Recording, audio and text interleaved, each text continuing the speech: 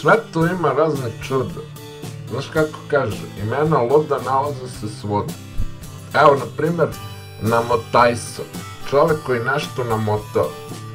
Ili španski fudbaler Alessandro Njonjo. Jedan moj školski ortak se zvao Cevit Amin. Cevit mu bilo ime, a prezime Amin. Primili ga letos u crkveni hor. Nekima se imena daju malo kasnije kad vide šta će od njih da bude. Stariji ljudi, oni imaju imena u skladu sa svojim godinama. Tori Montano, Motorhead, Starina Novak i tako. Od onih koje lično znam, pa mogu bi da spomenem Kruglana i Adriana. To su dva brata, popularni kartonci, žive ovde u naselju, u Taj Mahalu.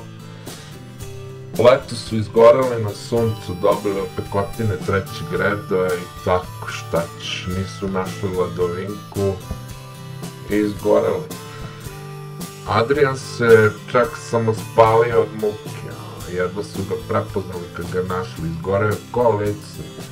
On je onako crn ko ugalj, samo mu falila šibica i eto lomače. Bili smo tu ja i Đoli kad je rekao da će se spaliti. Mi ga ubeđivali, mojne, tako, seti se lepih vremena.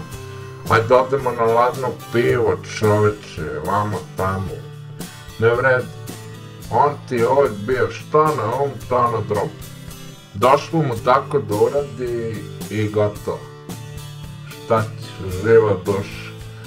Ajde, živali. Javljam se opet kad budem u dometu. Pozdrav od Rominga. Ćao.